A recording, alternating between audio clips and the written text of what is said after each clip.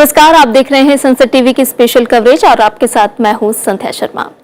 Cambodia यात्रा के दूसरे दिन उपराष्ट्रपति जगदीप धनखड़ ने नोम पेन्ह में 19वें आसियान भारत स्मारक शिखर सम्मेलन को संबोधित किया, जिसके बाद जारी साझा बयान में भारत आसियान देशों ने आतंकवाद के खिलाफ व्यापक रणनीतिक भागीदारी कायम करने और सहयोग बढ़ाने का संकल्प लिया।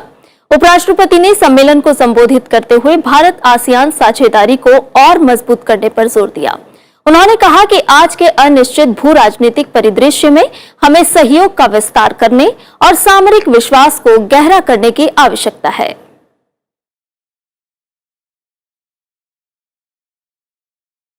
India supports ASEAN centrality in the evolving architecture in the Indo-Pacific.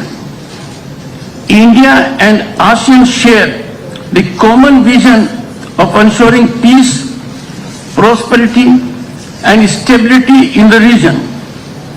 Today, as we look ahead, we see an uncertain geopolitical landscape which cannot be wished away.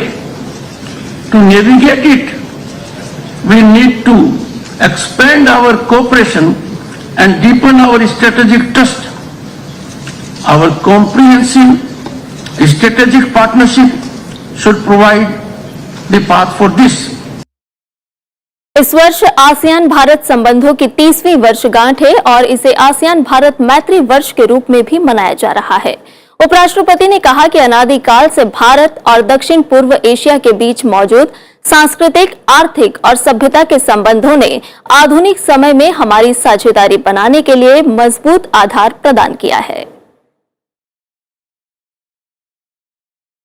The cultural, economic and civilizational ties that have existed between India and Southeast Asia since time immemorial provided the strong foundation to build our partnership in modern times, from a sectoral partnership in 1992 to a comprehensive strategic partnership in 2022.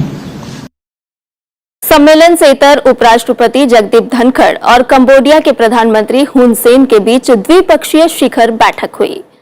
इस दौरान दोनों देशों के बीच द्विपक्षीय संबंधों की मजबूती पर चर्चा हुई। साथ ही मानव संसाधन, बारूदी सुरंगों को हटाने और विकास परियोजनाओं सहित अन्य क्षेत्रों में भी द्विपक्षीय रिश्तों को और बेहतर बनाने पर जोर रहा।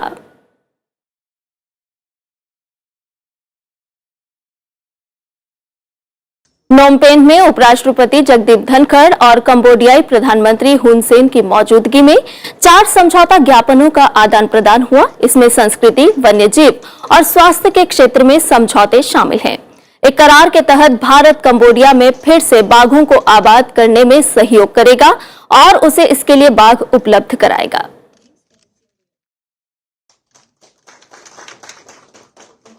सम्मेलन से इतर नोम पेन्ह में उपराष्ट्रपति जगदीप धनखड़ और वियतनाम के प्रधानमंत्री फाम मिन चिन की भी मुलाकात हुई। इस दौरान दोनों देशों के बीच व्यापक रणनीतिक साझेदारी को बढ़ावा देने और द्विपक्षीय संबंधों की मजबूती पर चर्चा हुई। दोनों नेताओं ने व्यापार, अर्थव्यवस्था, सुरक्षा, संस्कृति के क्षेत्रों में मिलकर काम करने की प्रतिबद्धता दोहराई।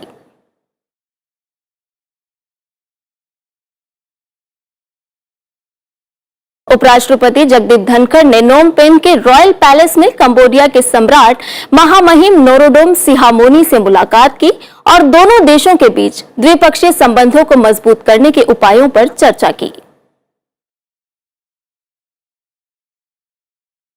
उपराष्ट्रपति जगदीप धनखड़ और कंबोडिया की सीनेट के अध्यक्ष की भी मुलाकात हुई। इस दौरान भारत और कंबोडिया की संसदीय प्रणाली और प्रशिक्षण कार्यक्रमों के माध्यम से दोनों देशों के सांसदों के बीच संबंधों को मजबूत करने के तरीकों पर भी चर्चा हुई।